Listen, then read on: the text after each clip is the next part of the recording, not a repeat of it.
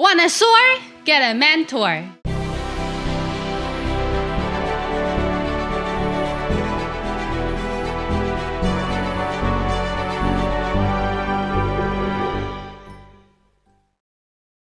Hey, it's Nina Carmichael, and we made these videos. It's because you're probably the most ambitious person in your circle, but you know you're capable of more and you need that push by surrounding yourself with the best. So today, let's learn from one of the best, my husband Evan Carmichael, and learn how to force yourself to take action on your ideas. Enjoy!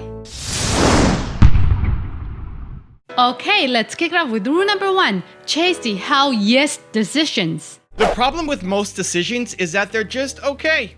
It's not hell yes versus hell no for most of your decisions. Those are the easy ones. If it's hell yes, of course you're gonna do it. If it's hell no, of course you're not gonna do it. For most people, it's the meh versus okay decisions where we get stuck.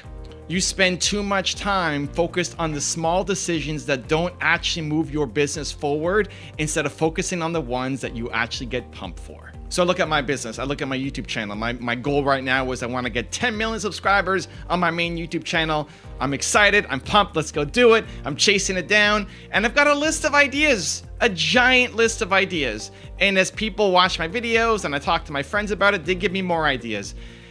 And the list just keeps building. Is this something that you can resonate with? That list of ideas just keeps growing and growing and growing. I keep it in Evernote. I don't know where you write down your ideas. The problem is most of those ideas, they could be fantastic strategic ideas that just makes total logical sense to do those things.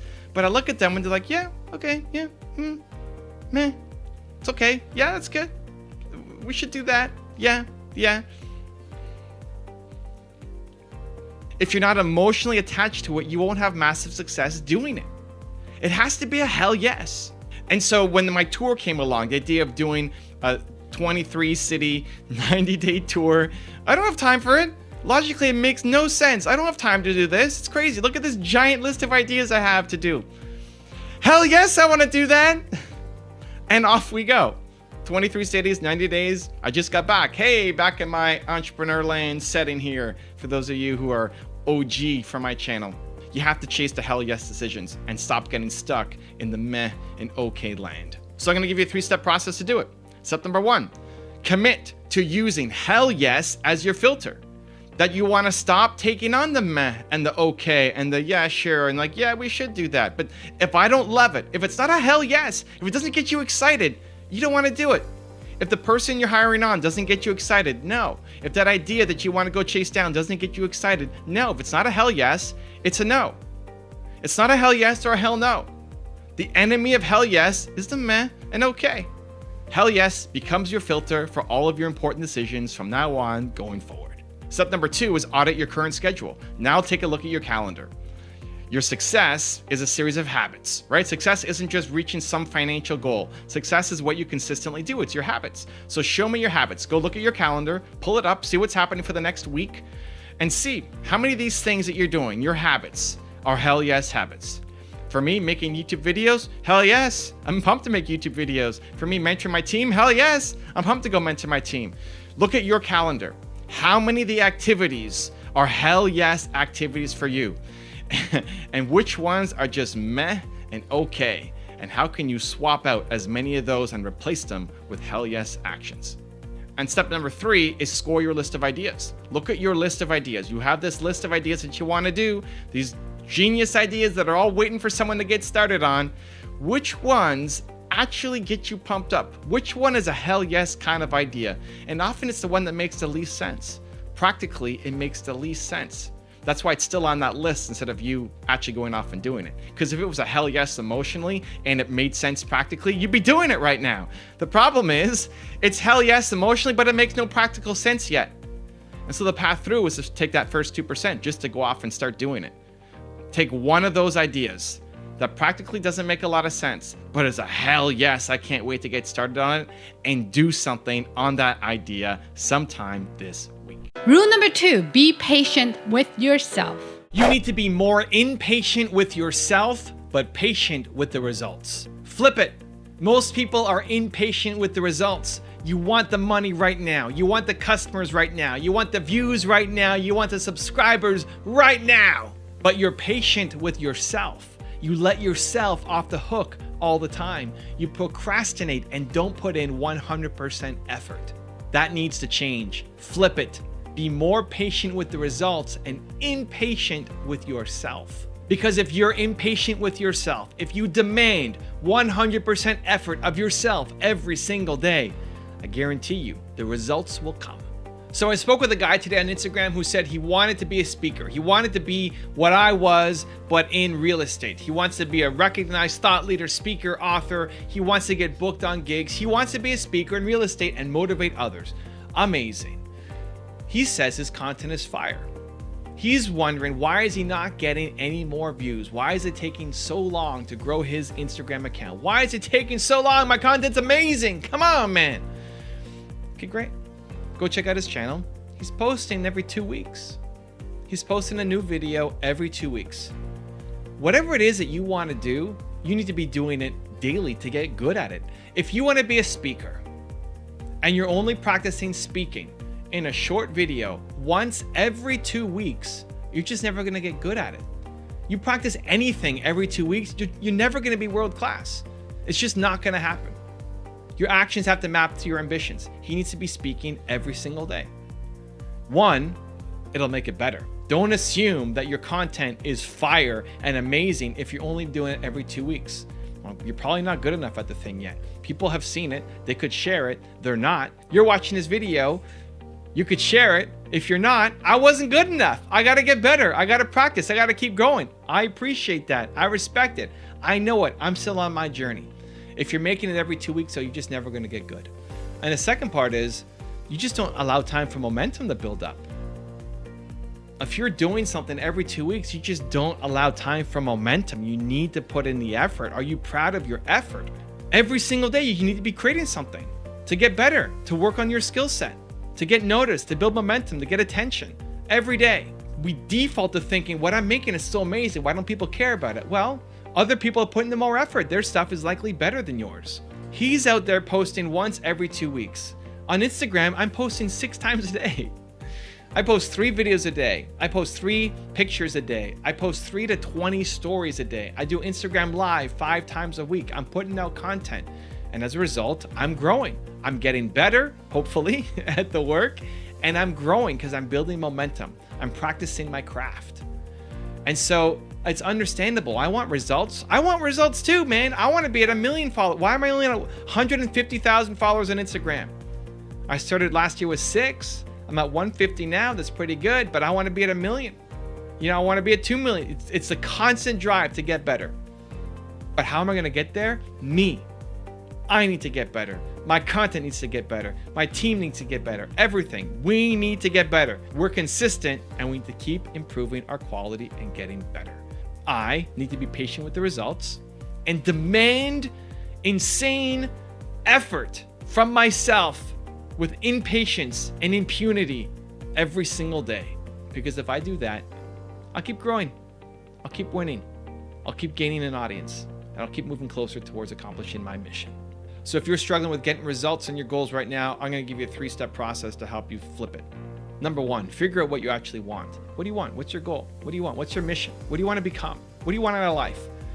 I want to solve the world's biggest problem, untapped human potential. The guy who called into my show, he wants to be a speaker. Like, what do you want? What's your goal? What's the most important thing to you that you want to accomplish right now? Number 2, make your actions map to your ambitions. Your actions, what's in your calendar, is what I like to look at. Look at your calendar. Pull out your calendar from Sunday to Sunday, right? You have a week on your calendar. Show me where you're going to spend time on that thing. If that guy wants to be a world-class speaker in the real estate industry, great. Show me in your calendar where you're spending your time to get better at that skill. Because it's not just going to happen. And everybody has demands for your time. Everybody wants a piece. Everybody wants to pull you in different directions. You need to block off time, put gates around it and say, no, this section, this chunk of time every day or every week, that's for me. That's how I'm going to go off and build my big thing. Nobody touches that. It's got to be super urgent to get inside this gate. You have to do that in your calendar. If he's making videos every 2 weeks, it's never going to happen. He'd have to be the most talented person of all time and still get some fluke win to win. Don't rely on that. Don't bet your dream on a lottery ticket. Your actions have to map to your ambitions. It has to be in your calendar. Step 1 was, what's your goal? Great. The steps to hitting that goal have to be in your calendar on a daily or weekly basis, or it's never going to happen. And step number 3 is flip patience and impatience. Understand that the results will come, that you're not winning because you're not good enough yet. Doesn't mean you suck, just means you don't have the skills yet. How do you get the skills? By putting in crazy work. You can learn anything if you want to, if you put in the crazy work. And so know that the results will come. If you continue to demand excellence and extraordinary effort from yourself every single day, be patient with the results and impatient with yourself. Rule number 3, love the struggle. You need to learn to love struggle. You need to learn to tell yourself that the struggle is the best. Because if you're not chasing down difficult things, you're living a life so safe, so inside your comfort zone that you're never happy. I had a woman come out to my event last night here in Milwaukee, and I gave her some advice on how to build her business, and she said, wow, that sounds so hard. Yeah. Teach yourself that you're the kind of person who does hard things. I love hacks. I love shortcuts. I love optimizing. I love it. It's amazing. It's the best. And I love doing difficult things. Otherwise, you stay inside your comfort zone and you only do the things that you feel safe to do. And then you hate your life. If you're not pushing up against your comfort zone, if you're not stretching further, if you're not going into the struggle, you hate your life. The people who are the most fulfilled are the ones who are off, pushing the envelope, doing difficult things. I look at this. I broke my neck in Denver, right? I broke my neck. I continued to tour. We still had, 5 or 6 more stops that we had to make, almost a month of touring. You still had to go off and do the tour. I canceled 1 stop, then I did a short version in Kansas City, and then I did all the way through. We're still going, full 3 hours. I had to still make videos, right? Videos still have to go up. Last week, I was still suffering from a concussion. So I hit my head on a baseboard, cut my head open, had 3 staples in the back of my head, broke my neck, broke my upper back, got a concussion. Still gotta make videos, right? I still have to make videos. I love it. Because it's in the difficult times that you show yourself what you're made of. When it's easy and you win, you don't care. If you win a race against 3-year-olds, who cares? But if you go up and race against Usain Bolt and he beats you backwards on 1 leg, you're still pumped because you got in the race against Usain Bolt. The self-pride, the self-respect, the confidence, the growth comes from doing things that you struggle with, not from always doing the easy thing. You hate your life if you're just doing the easy thing. So last week I had to make YouTube videos. I was still a bit concussed. Like, I don't think I can do this. I can't do a full set of making videos. And so you may have seen my wife on the main channel doing a lot of the points. I did the intro for the top 10 and then she did the actual points. On the Espresso videos, these ones where I usually share my opinion. Last week, we had a whole week of me not sharing my opinion because it was too much, because the bright lights on me with concussion, I couldn't do it. But I was still proud of my effort. The results sucked, right? The result of making a final product that is gonna crush it probably didn't happen. But I'm proud of my effort. I struggled through it. And even though my result was worse than what a normal video would be, I'm so much happier. I'm so much more proud of myself because I did it when it was difficult. And so today I'm back in my game, back to doing the Espresso videos, back to sharing my thoughts and my feedback. But I'm still pumped that I did it last week, where most people would throw in the towel and say, okay, I can't do it. Or they'd go home and quit on the tour, and everybody would say, no problem, go for it. Like, it's understandable. Do things that make you proud. And you're proud of yourself when you do things that you struggle with. Lose the mindset of that you only want to attack easy things. Yes, hacks, optimizations, shortcuts. Yes, I love it. And we want to take on difficult things. Train yourself that if something's difficult, you're going to attack it. Lose the vocabulary when you hear yourself saying, oh, that's too hard. It's a trigger that you have to go off and do it. Just to try, whether you win or not, just to try. Just to train yourself that you do difficult things. That's who you are. That's your identity.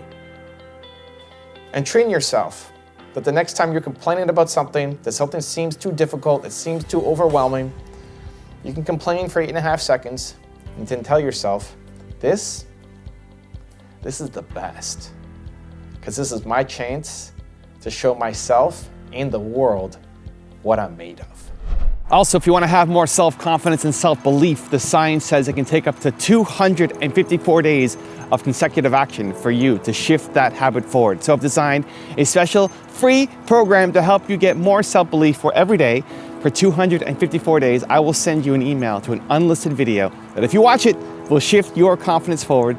The links to join for free are in the description below. You have to enjoy what you're doing. You have to wake up and look forward to the day that is ahead. Dramatically improve the chance of you getting your deal. They'll look over your proposal. They will give you feedback, suggestions, how to tweak your proposal. If you've never done it before, and I'm going through this process right now, We need to stop using weak language and pay attention to the words that you're speaking to others and to yourself. Rule number 4, make products you love. Making a product that people love starts with you making something that you love. Really, think about it. Would you buy from you? Would you subscribe to you?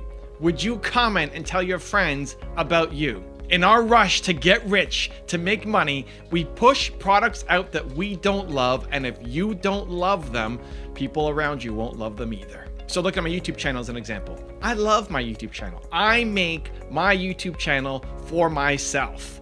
I learn. It's selfish. It's for me. The top 10 rules videos, the espresso videos, the content that I bring together, I need it. It's my education. I love my channel. I would share my channel with other people. If I saw my channel and I wasn't creating, it'd be the first thing that I subscribe to. It would be much watched YouTube for me. I need it.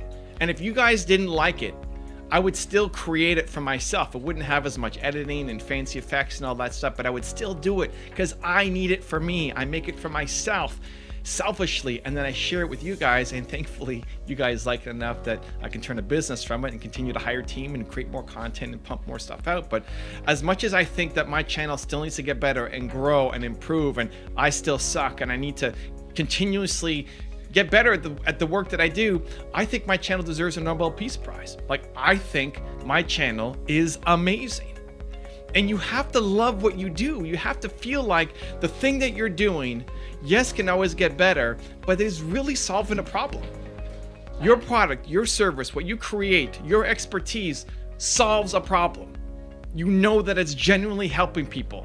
If you don't have that belief, you're never gonna win. This is why so many people who are starting businesses, when you go and you look at hot business trends for 2019 or 2020, or how to win in network marketing and like what products I should sell, if that's how you're starting, you're gonna lose. If you're just chasing trends, you will lose. There's nothing wrong with network marketing per se. Just most of the people getting into it are just trying to make a buck, just like how most people get into entrepreneurship. You're just trying to make money. Too many people. And then you end up going broke. Because the people who love doing that thing will crush you every day of the week. Think about who you're going up against. You're going up against people in whatever industry you're in. You're going up against people who have experience, who have expertise, who have knowledge, and love the thing that they're doing. And you're gonna go in because it's a hot trend for this year and expect to win? No. Now, if you love it and you absorb it and it's for you and it's must have, you will pour so much energy, so much love, so much creativity, and find a path that nobody else has seen before. That's how you ultimately win. That's how you can then start talking about it, start promoting it, start building exposure, getting word of mouth. If you want people to talk about you, you have to create something that is worth talking about, and there's no way that you create it unless you absolutely love the thing that you're doing. So you have to create a product or service that you would use yourself. You have to create a channel that you would subscribe to yourself. You have to feel confident that if your mom was suffering with a problem that your business could solve, that you would recommend it 100% to your mom. If my mom was struggling with entrepreneurship, you need to subscribe to my channel. It will help you. It will save you. If you can't be like that yet, go back, make it better, until you find something that you absolutely love and pour your energy into. So I'm gonna give you a 3-step process that you can follow to help you evaluate where you're at and how you can get better. Step number 1, get out of your space. Wherever you're at right now, wherever you're working, you're in front of your computer, you're at your office, you're at your home, your basement, whatever, wherever you normally work, wherever you are right now, get out of your space.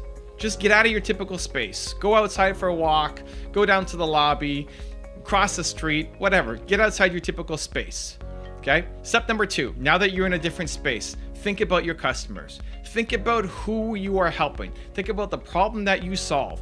So if it's me, I can go for a walk outside. I'm thinking about entrepreneur. I'm getting out of my space. It's too easy to get locked into what I'm doing, right? I gotta make 20 videos today. I gotta respond to comments. I gotta connect with my team. All the stuff adds up, and we forget about our customers. So I go outside and think about entrepreneurs. And I try to picture the people that I've helped, the people who've come to my workshops, the people who ask me questions, the people who join me on lives, right? Close your eyes, you're in a new space now, and you think about your customers. Think about the people who you help, the people that you are designing your products and services for. Think about them, picture them. Try to picture somebody, right? Picture an individual that you know that you are trying to help. Picture that person in your mind. And if you don't have a customer yet, think about the ideal customers that you're trying to target and try to come up with a face, somebody that you can look at. And in step number 3, go back to where you were. Go back to your office, your computer, wherever you were, with that person in mind, and then evaluate your products. With that person in mind, look at your YouTube videos, look at your products, look at your services, look at your Instagram feed, whatever you're trying to get out there, look at your books, whatever you're trying to promote, look at them with that person in mind now. You've stepped outside your day-to-day, you're above, you're not in the muck of doing all the work. I know you've got tons of stuff to do. You're an entrepreneur, I feel you. You've stepped outside, you've imagined that person, you're coming back and looking at your products and services with fresh eyes, with them in mind. Do they actually need it? Will this change their life? Will this solve their problems? And if not, go make it better. Rule number 5, be strategic. I think people should quit way more than they actually do. You stayed in a business for too long. You stayed with an employee for too long. You stayed in a relationship for too long. You should have quit on them years ago. But because you've tied your self-worth to winning, your pride prevents you from quitting. Staying in something, even if you hate your life, just staying in it means that you don't have to admit to yourself that you're a quitter. And so you stay, but you're actually losing. In my first business, was a software company, I struggled with this. I was 19, I thought I was gonna make it rich and be a super successful entrepreneur, and I sucked and I struggled and I was making $300 a month and I didn't know what to do.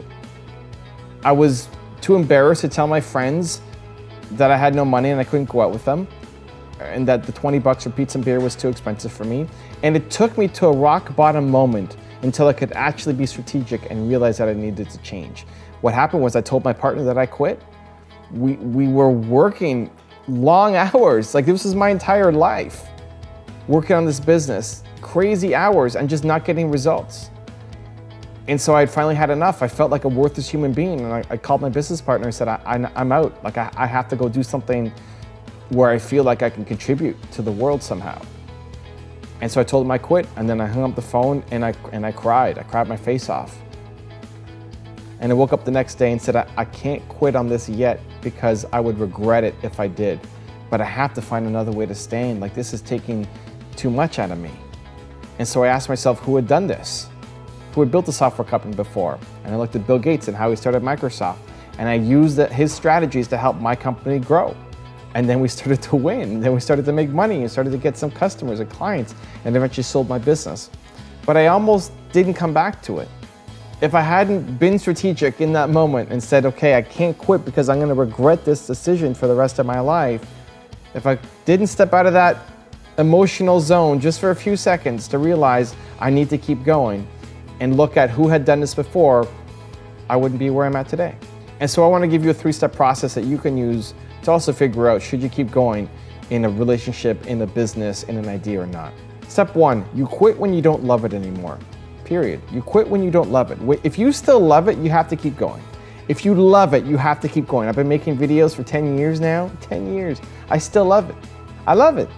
This is great. It's not like, oh, I gotta go make YouTube videos. This sucks. I hate my life. I love it.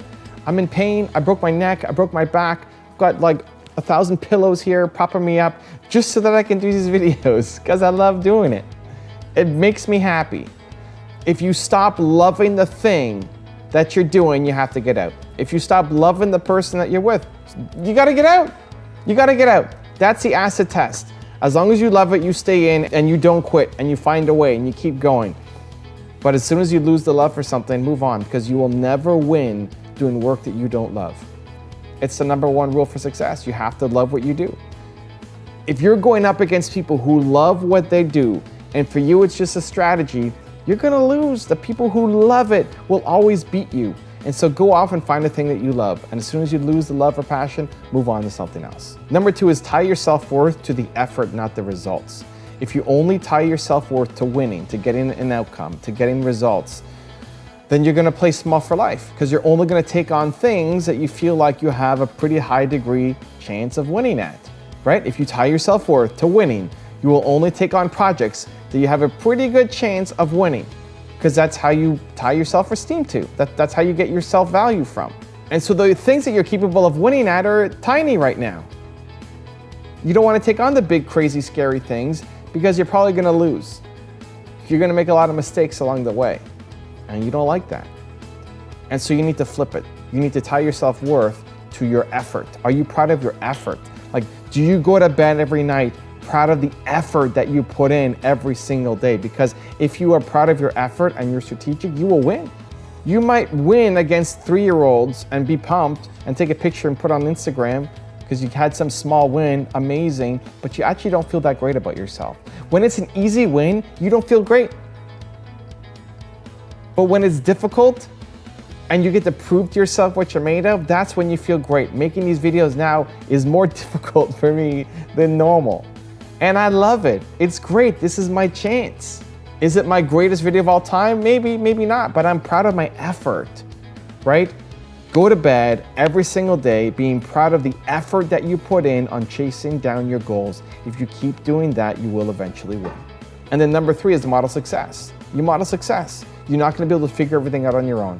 I still love my business and want to keep going. I learned from Bill Gates. He saved my company. Even now, all the videos that I make on my channels, I learn from them. The people in the top 10 that I profile, I learn from them personally and apply it to my life and my business. Whenever you don't know what to do, whenever you're taking on some giant problem that you don't have an answer to, model success. It'll take you 80% of the way. Copying Bill Gates' strategies took me 80% of the way. I still had to customize it, tweak it, mold it, make it fit my specific company, but it took me 80% of the way. You can do the same thing. Whenever you don't know what to do, model success. Rule number 6, surround yourself with good people. You're trying to change yourself to fit into a social circle because you feel you're not good enough. You feel you're not good enough. You feel you won't be accepted otherwise. You feel you have no friends. The reality is you're different. You're weird. That's amazing. That's great. And it's never been easier to find your tribe. It's never been easier to find people who build you up, who support you, who cheer you on, and who want similar things to you. And until you find that group, you're always going to feel like an outcast. You're always going to feel like a fake. You're always going to feel like you're trying to impress people who you don't like, but what's your alternative because you have no friends otherwise? And so here's a process you can use to follow to help you be around the right people and start building the life you want. Step 1, eliminate negativity. Think about the people in your life right now who just make you feel low, who suck your energy, who you don't feel good about yourself when you're around, who just make you feel low and you don't want to be around them anymore. Maybe those are some friends that you grew up with and that they're not your friends anymore, and that's okay. I think a lot of us stay in relationships based out of convenience. Just because you went to elementary school with somebody doesn't mean that you should still be their friend now. You're just in that relationship out of convenience. You guys have grown apart and you need to accept it. If you're around negative people like that, or maybe it's your parents, then either limit your exposure to them or cut off access completely. You know, if it's a friend who's toxic, don't be around that person anymore. If it's people who make you feel less than, don't be around those people anymore. If it's your parents or it's a close friend that you still have some connection to, but there's just one thing that when you talk about makes you feel bad, don't talk about those things anymore. If you're talking to your parents and they don't like your entrepreneurial aspirations, don't talk about that stuff anymore. Put boundaries up, because there's still enough of a connection around other things, hopefully. If not, maybe you don't want to be talking to those people. But if there's enough of a connection still with your mom, with your dad. Talk about that stuff and put boundaries around talking about your career, because you know it's going to cause controversy, people to get upset, and negativity. So step one is you need to eliminate the people or limit access to you from the people who are causing you to feel bad about you. There's no way you're going to create amazing things, build an amazing business if you're around negative people who bring you down all the time. It's just not possible. So step one, eliminate those people or limit access. Step two, now you've got this hole. You've got a gap in your schedule. You've got extra time now on your hands, and now what you want to do is fill it with positivity. And I see two paths here. One, you want to start trying to hang out with people who feel the same way you do. And so look for entrepreneur events, look for meetup groups, look for conferences that are coming to your town. I'm here making this video in Las Vegas. At every stop along the tour that I've been doing over the past X number of days, 45 days or so, we got a 45 more days ahead. It's been amazing to see the connections that people make by being in a room of other successful entrepreneurs who have the same mindset of wanting to go off and accomplish something great. Somebody just DM'd me 2 days ago of people who met in my Los Angeles event. They had never known each other before. They met at my LA event, and then they went running together. They went running and caught the sunrise together in LA. That's what I'm talking about. When you start going to events where you start meeting people who feel the same way you do, who want to build similar things as you are, it just lifts your energy so much. Like, finally, holy cow, there's other people who believe the same thing I do. I want to hang around those people more. And so say yes. Look at what events are happening in your city and go to them. Some might be free, some might be paid, depends on what your budget is, but go to them. Start meeting people. Say yes. Be around that environment, because you're not getting that right now with your parents, your friends, the circle that's around you immediately. You need to step out and start hanging around these people and start going to events. Maybe you only meet one person at that event. That's okay. That's a start. Surround yourself with those people. The second strategy here is what I call aspirational mentors. And so these are people that you may never meet, but people who you learn from. That's what I do with my channel all the time, right? I'm learning from successful entrepreneurs. I want to hang around Mel Robbins. I want to hang around Steve Jobs. I want to hang around AP Giannini. I want to hang around Bill Gates. I want to hang around people that maybe I'll never meet. You know, maybe I'll never meet them. I'm never going to meet Steve Jobs, but I can learn a lot from him. And by watching his videos or reading his book or listening to interviews, or if he had a podcast, listen to the podcast. A little bit of their mindset seeps into you to help you become a better you. That's your goal. And so step one is you need to eliminate the negativity or limit access to you from the people who are causing negativity in your life, make you feel less than. And then step two, you want to surround yourself with positive people, start saying yes, going out to events, or supplement with aspirational mentors that you are going to learn from. You will never do anything great when you're surrounded by negative, toxic people who make you feel less than about yourself. You need to accept yourself, accept that you're weird, accept that you're different, accept that you want to go off and do something amazing, because you're an entrepreneur and you're going to change the world. That's what we do. And so you need to surround yourself with those people too. Rule number 7, the last one before our very special bonus clip: make the most of every opportunity. You need to hustle while you wait. If you can embody this advice and apply it to your business on a day-to-day basis, this will be the biggest momentum shift in your company. This will move you so close to your goals at an incredible pace that is unbelievable. Just most people don't do it.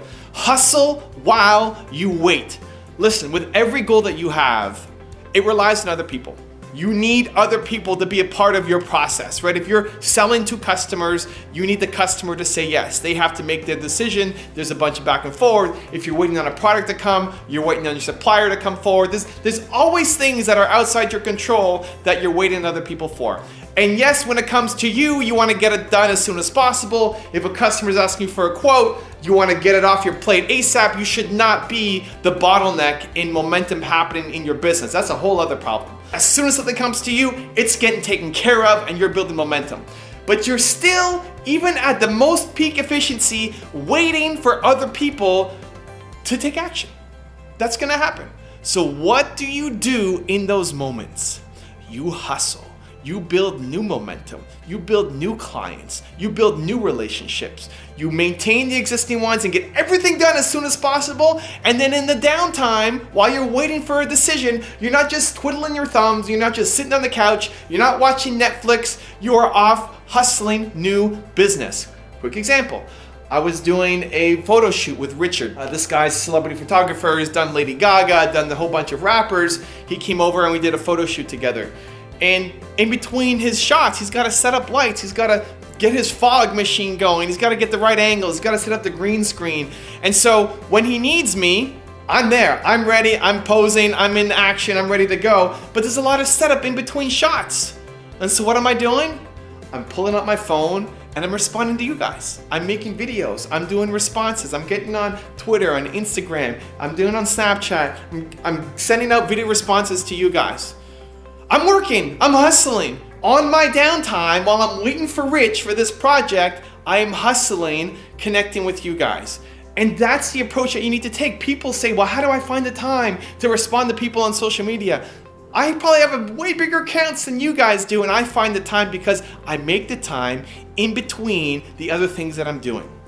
This is so critical. People are losing so much time. The answer is not to wake up 2 hours earlier and think that's going to solve your problem. The answer is you're losing time every single day. You are leaking valuable time from your daily schedule. And so I highly, highly, highly encourage you to take this message home. While you are working, while people are waiting on you for stuff, you are doing your best to deliver as soon as possible so that you are not the bottleneck in your business. But then while you are waiting on other people, you get your hustle on. You continue to build momentum.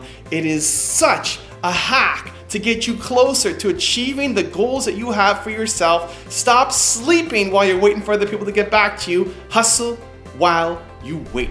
Now I've got a special bonus clip that I think you're gonna enjoy. But before that, it's time for the question of the day. I wanna know, what was your single biggest takeaway from this video and your plan of action for the next week? When you watch a video and just get motivated, the science says you have a 35% chance of actually following through on your goals. That's not good enough. No, not for you, Believe Nation. We gotta do something. But when you write it down and you create a specific plan of action for the next week, that number jumps to 91% chance of you following through. And when you commit to somebody else, like leaving a comment on this video, it jumps to 95%. You need to follow through on your goals. So what was your single biggest takeaway from this video and your specific plan of action for the next week? Put it down in the comments below so I can celebrate you. I don't think people take enough responsibility for where they are in life. I think it's too easy to blame other people. It's too easy to blame your government or blame your family for not having the right connections, or blame your bank for not giving you the money, or blame your circumstances. It's too easy. The thing that you need to do, the taking responsibility, is painful. It's painful. It's way easier to say, well, I'm not successful because of this person or this person or this person. It's not because of you. No, of course not. It's because of your president. That's why you're not successful. And it's not until you actually look yourself in the mirror and realize that there is no cavalry coming to save the day for you. There's no fairy godmother coming down to grant your every wish. It's on you. And you are responsible for where you are right now. You may not be responsible for, where you're born, but once you become an adult, you're responsible for your life. You can only blame your parents and blame your upbringing for so long, where if you want to make a dramatic change in your life, you have the power to do it. And there's tons of people who've done it. And there's tons of people who started with way less. Look at most successful, famous entrepreneurs, people that you look up to, people who you think now are living the big life. You look at where they started, look at where they came from. Chances are they had way less in terms of money, in terms of education, in terms of resources, in terms of connections, than what you already have right now. The difference is their mindset. The difference is that they took responsibility for where they're at. The difference is they said, if I'm gonna get to where I need to go, nobody's gonna hand it to me. I need to do this myself. And so if you look yourself in the mirror and you're saying, why am I not successful? And you're coming back with excuses, then that's what you need to change. And recognize that as soon as you understand that this is on you to change your life, it's on you to build your business, and nobody's coming to save you, and that you can do it. Once you accept responsibility, things start to change.